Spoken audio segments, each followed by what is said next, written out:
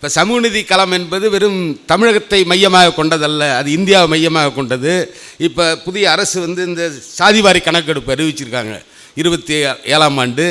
இப்பொழுது அற்புதமான வாய்ப்பு அன்புக்குரிய சகோதரர் அன்புமணி ராமதாஸ் அவர்களுக்கு கிடைத்திருக்கிறது.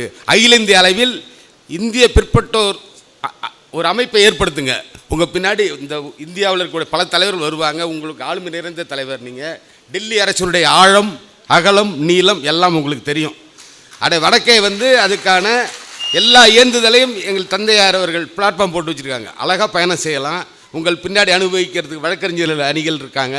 இது மாதிரி பாலு போன்றவர்களாம் நாடாளுமன்றத்துக்கு அனுப்புங்க. அங்கே கூக்குரல் எழுப்பி மக்கள் 80% வரப்போகிறாங்க. இப்போ பிற்பட்ட மக்கள் இப்போ இந்த புதிய சாதிவாரி கணக்கெடுப்பில் அந்த 80% நம்ம பெற்று தீர்ந்துட்டா இந்த சமூக நீதி பயணம் ஒரு முற்று பெறும். அந்த இலக்கு பொறுப்பு உங்களுக்கு இருக்குது. அதை வேண்டுகோளாக இங்கே வைக்கிறேன்.